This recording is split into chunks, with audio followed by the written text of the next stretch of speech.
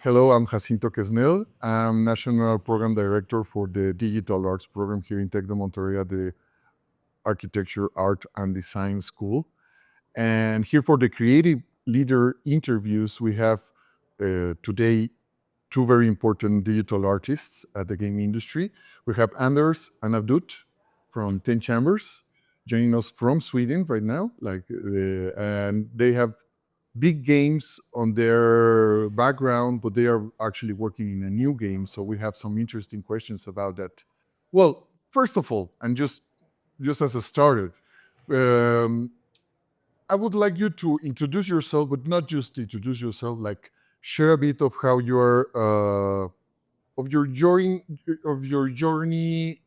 into the game industry. Okay. Like how do you got from being outside of the game industry towards to getting into the game industry? Was it something that you thought of doing before joining the game industry, or did it just happen? How did it went? And maybe some pivotal experiences you have on the way. So maybe any of you could start with that. I can start, yeah. Yeah. Okay, hello, my name is Anders Svärd. I am the master artist at 10 Chambers.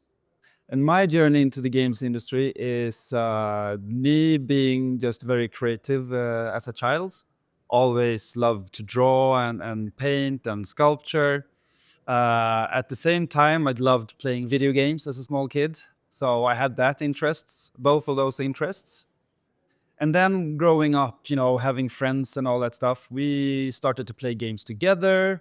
And there, when internet became a big explosion, we actually could, we could reach out to other people on the internet, and we found out that, hey, we can actually play games together with them, and we could edit those games. We could, it's called the modding community. You manipulate other games. So that was like a fun treat that you could create levels. You could maybe do your own little game. Very, very basic. That sparked an interest. But later in life, I started out doing art schools. I really enjoyed the process of art, sculpting in clay mainly. And then when I was, stood on the step of my adulthood, what am I gonna do, right? So I actually but I can make art, and games is filled with art, so I should just combine them. I applied for a school in Sweden that taught me the tools that I needed to learn. And after the school, I got an internship at the studio, and then I just was in. So that's basically the journey into the. Well, it's very straightforward. Yeah, it is. Yes, It is. I'm very grateful for that. Actually, it wasn't something that I planned on. Right, it kind of grew on me slowly. I had a passion and I had an interest, and they could merge beautifully. So I'm very grateful for not being too hard for me to find out what I wanted to do. It just came together, very naturally. Yes. That's amazing, actually. I'm jealous. I'm jealous. You're jealous, right? As well. Okay, sure. Yeah, no. Yeah. So tell us your story. What is? How does it go? It wasn't as straightforward. And to be honest, I never planned it like I'm going to be in the gaming. But I started learning gaming when I was teaching in that college. That was my first kind of job to teach 3D. So I started learning more about gaming, and I was like, what is the game art? And then I saw a tutorial. Someone was making a soccer ball and baking the normal map. I was like, okay, I was doing the digital models before. So you model everything, but those soccer ball shapes, they were baked. And I was like, what is this? So I started reading more and more. And then after the college, I had some idea about polygon counts, triangles, UV mapping, and all that. And I was learning from the Paul Street book as well, how to UV, because that was just for making a character for video game, basically. And after that, so I had knowledge, but I had no idea like I'm going to enter in the gaming industry. So when I applied for my first job, when I started making portfolio, I targeted my portfolio that not only digital models, but to show some game art, like low poly model and UVs and the things like that. And that's how I think I got the call from the HR from my first company, RZ2 Games. And that was my entry into games. And I started with Unreal 2, Unreal Engine 2. That's actually amazing. Like, it's a very different pathway, and it led to the same place somehow. Yeah, it's like, like and I've seen this a lot of times. Like, people in the game industry come from all sorts of places, all sorts of career paths, and even some weird university or high school backgrounds, and they just get into the game industry and fit somehow. Like, it's a very complex industry, isn't it? Yeah, it is. But this actually leads me to, I was leading to the next question somehow. Like, but now reflecting in your time in other sort of school, I mean, you weren't taught what you're doing right now at school, right?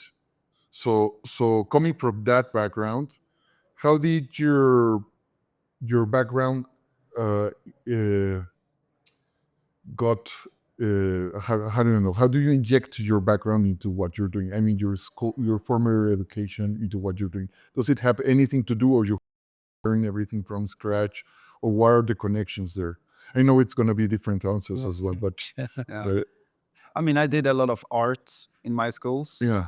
So those are very much applied into the games industry, you know, making art. Okay. So I could use all those skills, and I still use those skills. So it's very different for those. And but the industry is evolving so much Yeah. that, you know, you actually have to be very eager to learn, and or you have to learn all the time, because there's come new tools and new software and new techniques that especially in the digital world, right? So you always have to learn all these new things, and all of a sudden this thing comes into the industry that, okay, we have to change how we do stuff and focus on a new thing. But yeah, I think for me it's a bit different for Avdoot, because you know, my whole childhood and background has been so invested in art.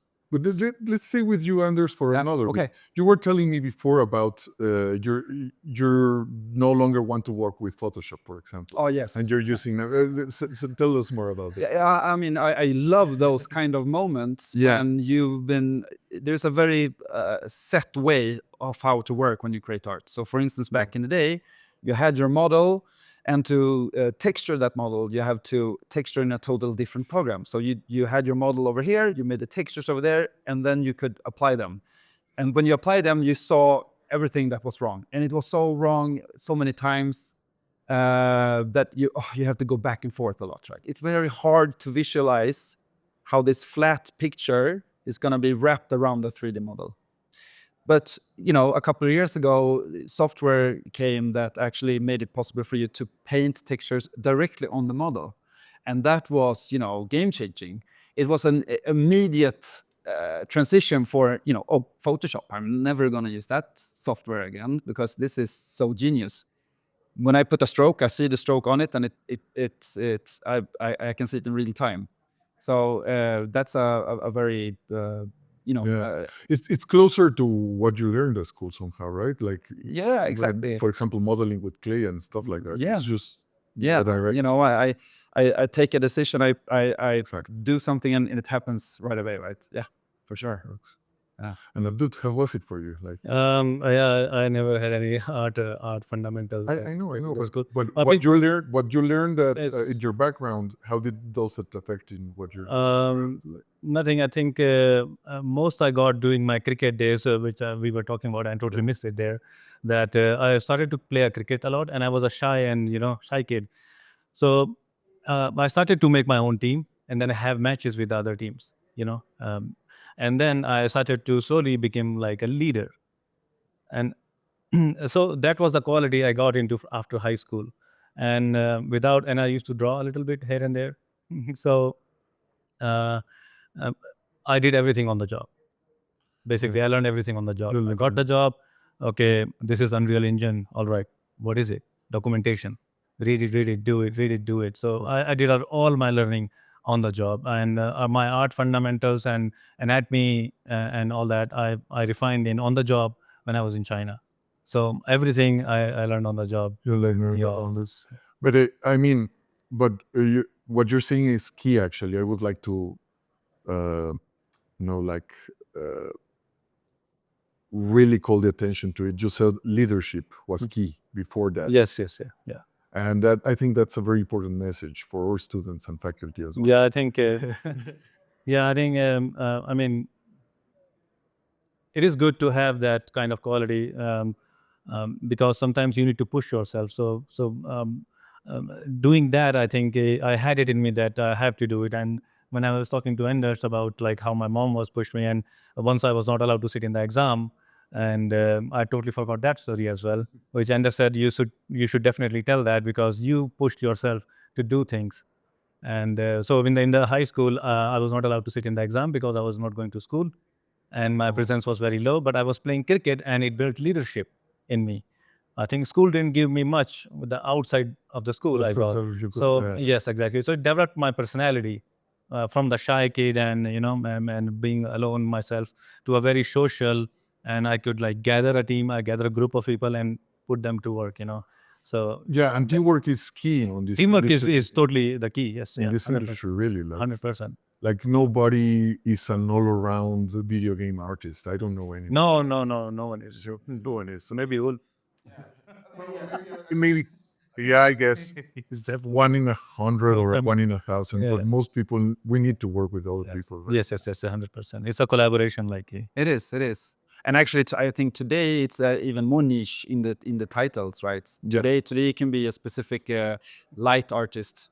The only thing you deal with is these lights and how to light everything properly. And some are even material artists, right? The only thing they do is focusing on materials. So the roles have actually kind of shrunken, become more. They know more about their title today, actually. Yeah. But yes, of course, there are geniuses out there that just tackles everything and can do everything. They could go out and make a game totally by themselves. But yes, today in a studio, it's all about collaboration. It's a collaboration. And also, like, to add, in the game development, especially, if you can do more than one thing, then developers welcome you, like a generalist. But you have a specialty in one thing, but you can do other things as well. And developers want to keep the small team, so that is more welcome. So Yeah. that is. So the generalist with one specific skill. Yes. Yeah, that's what. Yeah. That's very helpful. In a big studio, everybody has a task, and everybody can be very stressed. We have deadlines. We have goals to reach. And if someone has a great idea of we should make this cool thing, and then they're being dependent on all the other in the studio that's busy, right? So sometimes it's like, okay, I can make this my own. I can do this concept myself. I can start from scratch, and I can just show how it would look in game, or how it would behave, and that can spark a lot of interests into new ideas. Yeah. So it is good to know a great amount or a little bit of everything. Yeah. And another example is like I used to do animation and rigging a lot. So I see a lot of character artists. What they do is like when they model a character, they make it like this, because it's in like this pose. But when you animate, it's gonna bend and it's gonna animate that. Weirdly, yeah. So that's what I learned. Like you have to like make it like this, So to transition, because game art is very limited, not a lot of tech like the movies you can get. So you have to be very smart about what you're creating, and that's what helped me to create better characters. When because I knew animation, how this is gonna move, how that's gonna, so how to put the loops and everything. So I thought about it before I create anything. So yeah, multiple skills help. Yeah. Yeah, but that actually that leads to my next question. And actually, we went to another couple of questions naturally, so that's amazing. We're doing it very quickly. Awesome. So the thing is, let's focus on Den of Wolves for a second, the latest project you're working on currently. It's a bit of a tricky question, but how has the project changed you? Have you learned something from this very specific project? Any challenges you found to be? I mean, you growed out of some challenges from this project specifically, Yes. and maybe you could tell about us one of those hard challenges and how did you solve it, or how you are trying to dodge it somehow. Like I've actually learning experience. Yeah. Yes. For me, Den of Wolves has been quite challenging, very challenging, especially personally. Yeah. Because when we were growing the studio, I took the role as an art director, right? And that's a big role to have. It's the visionaire, this is where everyone should be heading. And everyone is asking a lot of questions like how should it look like and all that. And with a new team and with a new project, there's a lot of questions I can't answer. And at 10 Chambers, having that role, it actually was more of a manager role. So managing the teams and going to a lot of meetings. But I'm creative. I want to have my hands on art, right? Yeah. So I was actually losing a lot of my passion. I wanted to go there, but whenever I tried to be creative, I was snatched away to a meeting or whatever. So I can actually hit a wall there. I just got quite burnt out. Yes. I wasn't ready enough to handle a team. So that's why I'm a master artist today, because that's where I'm comfortable and that's where I can actually do the company any good to create art. So I've learned that okay, I shouldn't be handling teams. I should actually work on making stuff. Yeah, that's my piece of learning, that I shouldn't lose my creative The creative person. Yeah, I agree. Yeah. And you- For me, yes, a lot of learning because it's a completely new title, so completely new job for me at 10 Chambers. Previously, I did characters and do mostly art and animation. But here, I'm kind of more of a manager, and I crave to do art as well, which makes it difficult sometimes. But the difficult challenge was first, it was like I need to work with legal because I'm working with external art outsourcing partners. all right. So I have to, and it's a small studio. In a big studio, I do not need to worry about it, legal and everything. So I started working with legal, like all the terms and conditions. That's how we are going to work. That's the team size and blah, blah, blah. So that was new to me. So I learned, I asked help from a lot of friends who are in the different studios. So they told me like, okay, no, this term is wrong. They should not ask you this. And I asked my previous team from Virtuous, hey, help me out. So that was a challenging part. The biggest challenge was how to work with a small team in a version control. So, for example, in the previous days, a few years back, outsourcing was like you send them art brief, and then you get the model back in Maya, ZBrush, or whatever, in the Maya or Max, with textures and everything, and then you put that art into the game. But we have a small team, so I told by Ulf and some other people like we should not work like this, because then art is gonna come to us, and outsourcing teams are big, 40, 50, up to 100, and a lot of art is going to come, and we have a small team. Who is gonna put it in the engine?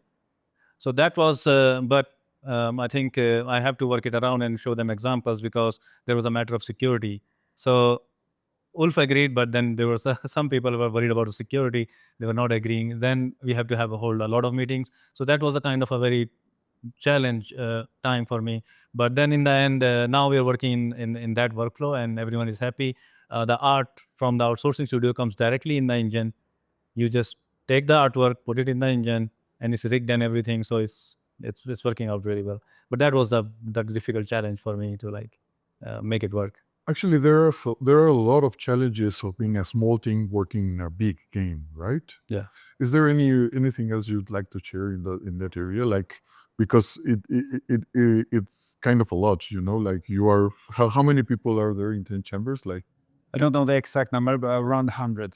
around 100, and it's a very, very big game. Like, Yeah.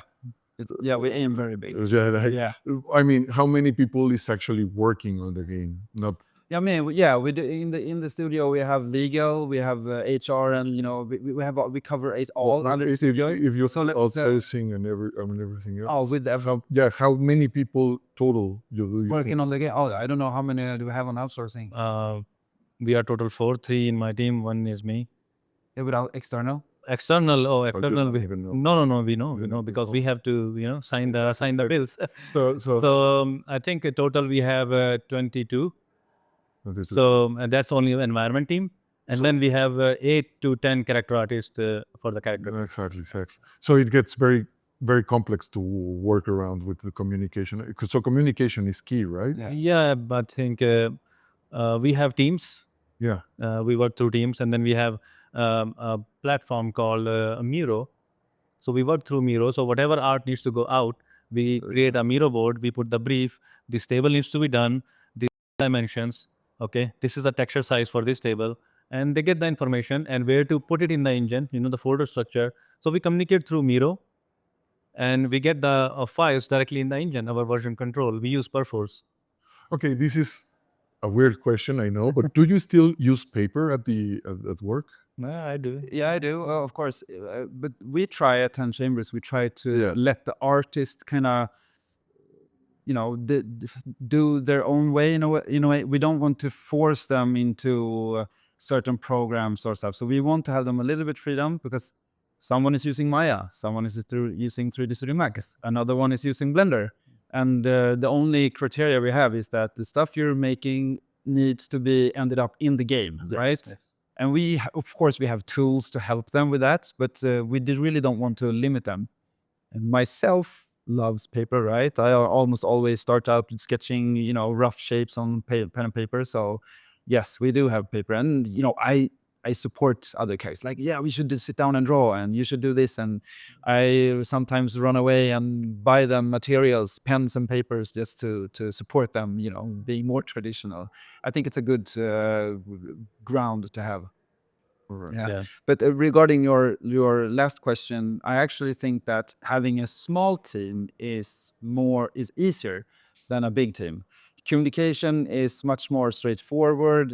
You probably know what everybody's working on, because when we are big as we are now in 10 Chambers, you are a little bit more isolated within your team. So yeah, you know what we are doing in our team, Yeah. but there's so many other teams that doing a lot of other stuff that, we're working on the same tasks, basically. And stuff can change at another team that might not be communicated. Something changes over here that affects this thing over there. So all of a sudden you hear new information like, what? Aren't we supposed to do this thing together? And, it gets changed for whatever reason. So it's a little bit, very much harder, actually, in a big team.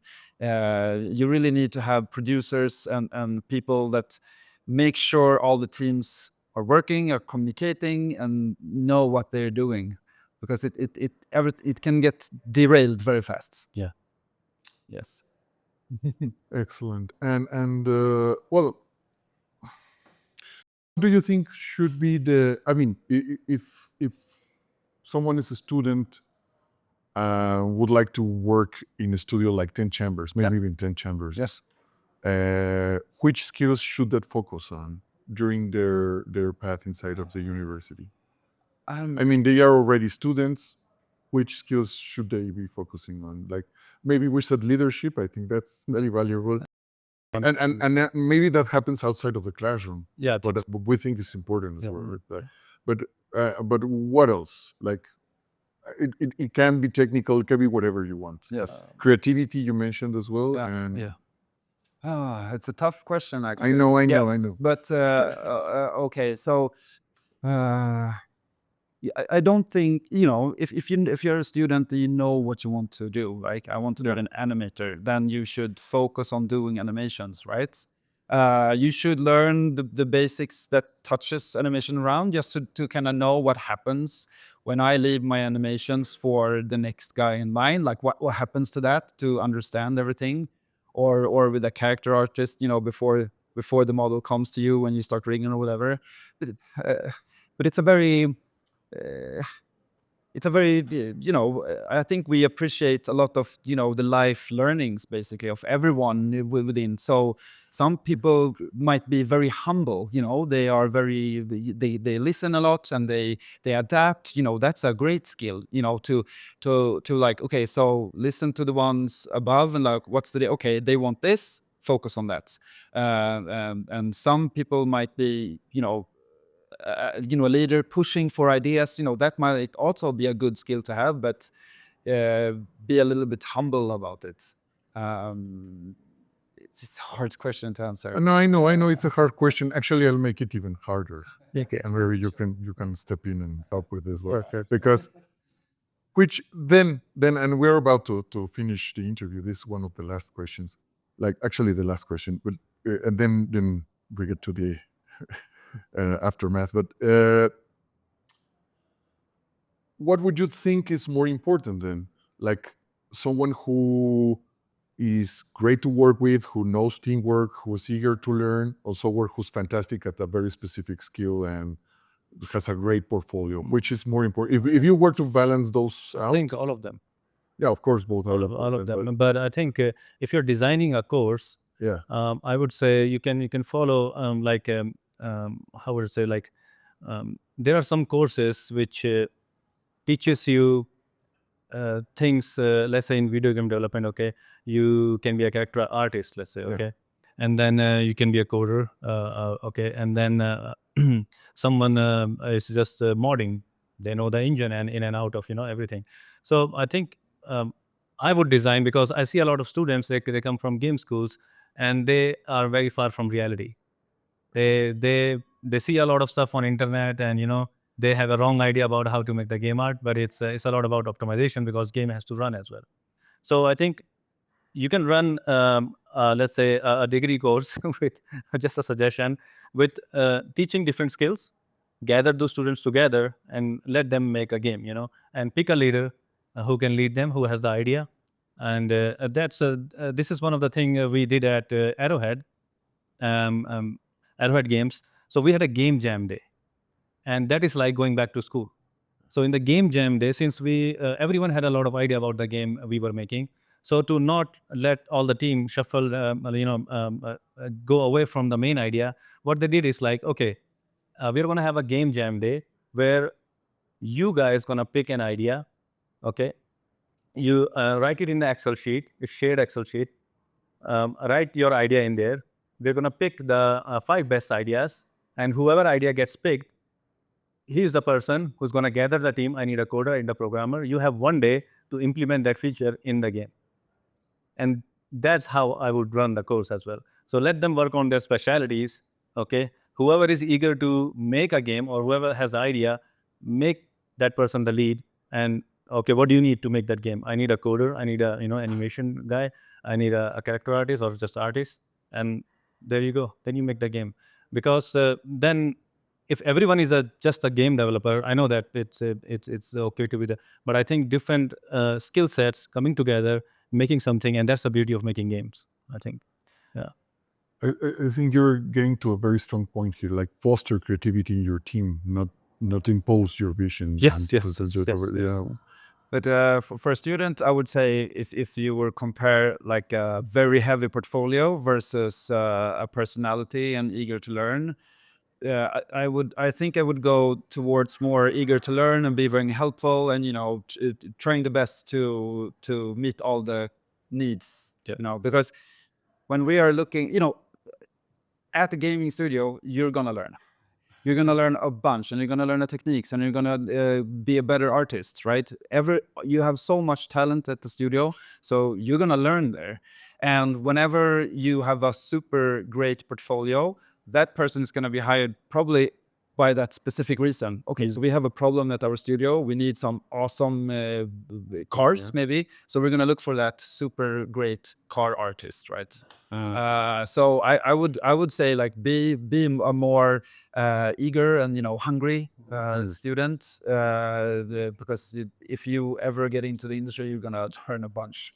Yeah, I think I would like to add that, and I completely agree with Anders, because when I hire for my team, skills are the secondary, attitude is the number one. Because if you get someone with a bad attitude or ego, the teamwork is gonna fail, right? Yeah. So being humble, eager to learn, because skills could be learned, but your attitude, you could not change it. After a certain age, it's just impossible. So if you get a bad fish, it's gonna ruin the whole team culture, the whole studio culture. So especially I focus on that. Okay, this guy is smiling. Okay, in the interviews, I check on the personality side of it. Okay, this guy is smiling, making a lot of jokes. Okay, his portfolio is decent. The other guy is very strong. No, let's get this guy, because he's gonna learn on the job. But we need a person who is a good attitude, humble, and eager to learn. Yeah. Okay. So, well, we're at the end of the interview almost, but maybe a few words you want to share with the students, with faculty, with anyone watching. Yeah. I would actually want to say to the students that, don't let anyone tell you that it's not possible. You should go with your dreams and you should fight for it, because That's the way I ended up as a character artist that I wanted to be. I didn't listen to everybody saying like, no, you cannot be a character artist. Those are the rock star, positions. And that didn't help me at all. What helped me is just following my passion and my dream. So don't be afraid. Go after that dream and don't stop. Yeah. That's great, Anders. The same thing. I think I was talking to one of the students down there, and she was learning coding Yeah. plus animation, but she had no idea what direction she could pick. So I told her you could be a technical animator. It's very clear to me that. And then she was like, I was like, Google what is technical animator, and you're gonna technical artist or technical animator. But I think whatever you are learning, of course, don't give up on the dreams. And try to be a part of the team if you are in a college program. Whoever is making a game, or the final year students making a game, even you are a junior, you can still tell them, hey, can I be in your team? I can do something. Try to find ways to do things and never give up, basically. And keep building your portfolio if you're an artist, keep building your portfolio if you're an animator, and enter into gaming by any job. And then you have the whole world open, because then you can, okay, now I can do animation. Because if I want to, I can now do animation because I always wanted to. Yeah, so the whole world of gaming is going to open up for you. Thank you. Yeah, that's beautiful. Thank you, both of you. Oh, thank you. And thank you, everyone, for watching. And I am Jacinto Quesnel. I am the National Program Director of Digital Arts in the Architecture and Design School here in Tec de Monterrey. Thank you for being here with us.